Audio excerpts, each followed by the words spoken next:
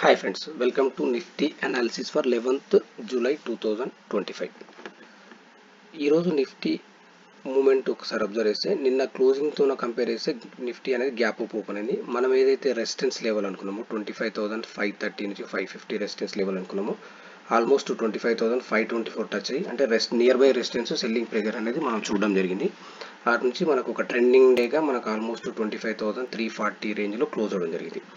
ఒకసారి రేపటి trade setup చూస్తే రేపు అనేది మనకు ఫ్రైడే ఫ్రెష్ కాంట్రాక్ట్ బిల్డ్ అవ్వడం అంటే వీక్లీ కాంట్రాక్ట్స్ స్టార్ట్ అవ్వడానికి ఛాన్సెస్ ఉంది.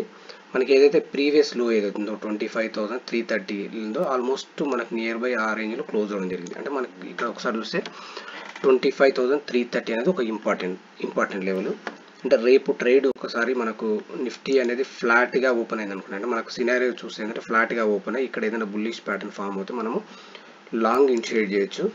దానికి ఫస్ట్ టార్గెట్ వచ్చేసి మనకు 25,440-430 రేంజ్ అనేది అవ్వడానికి ఛాన్స్ ఉంది. ఈ రేంజ్ ఏదైతుందో ఇది ఫస్ట్ టార్గెట్ ఇది అవుతుంది. అంటే మనకి ఇక్కడ వచ్చేసి మనకి ఇక్కడ 25,430 ఈ రేంజ్లో ఇక్కడ మనకు ఈ రేంజ్ క్రాస్ అవుతే ఫర్దర్ రైట్ సైడ్ వెళ్తుంది. లేదంటే ఇక్కడ నుంచి మనకు సెల్లింగ్ ప్రెజర్ బిల్డ్ అవ్వచ్చు. మళ్ళీ ఫర్దర్ ఇక్కడ రావడానికి ఛాన్స్ ఉంది. ఇది 25,330.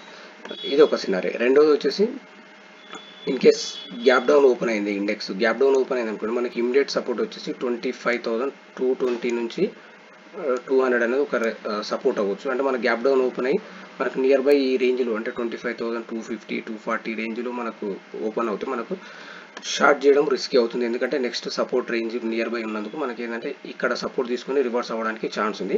అప్పుడు మనం కొంచెం వెయిట్ చేసి మనకి ఈ 25,230-200 రేంజ్లో మనకి ఏదైనా బుల్లిష్ ప్యాటర్న్ ఫామ్ అవుతే మనం లాంగ్ ఇనిషియేట్ చేయొచ్చు. ఫస్ట్ టార్గెట్ వచ్చేసి 25,330 అవుతుంది.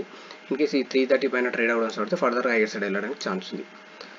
అంటే మనకు లెవెల్ బేస్డ్ ట్రేడ్ చేస్తే మనకు కొంచెం ప్రాఫిట్ గెయిన్ చేయడానికి మనకి ఈజీగా ఉంటుంది. పొజిషనల్ ట్రేడ్కి మాత్రం ఏంటంటే ఈ రేంజ్ అనేది ఒక సపోర్ట్ అవుతుంది. ఫర్దర్గా ఈ హయ్యర్ రేంజ్ ఏదైతే ఛానల్ బాటమ్ ఉంది ఇది సపోర్ట్ అవుతుంది. ఈ హయ్యర్ రేంజ్ ఏదైతుందో ఇది రెసిస్టెన్స్ అవుతుంది.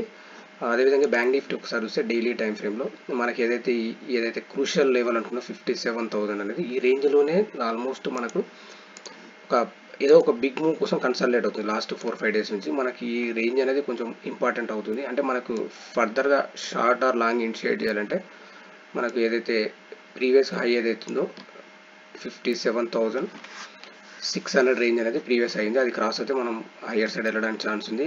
డౌన్ సైడ్ మాత్రం మనకు 56,400 అనేది ఒక ప్రీవియస్ ఏదైతే లో ఉందో ఆ లో బ్రేక్ అయితే ఫర్దర్గా షార్ట్ సైడ్ వెళ్ళడానికి ఛాన్స్ ఉంది. లేదంటే ఇదే రేంజ్లో ట్రేడ్ అవ్వడానికి ఛాన్స్ ఉంది. ఫ్రెండ్స్, మీకు ఈ వీడియో నచ్చినట్లయితే లైక్ చేయండి, షేర్ చేయండి, సబ్స్క్రైబ్ చేసుకోండి. Thank you.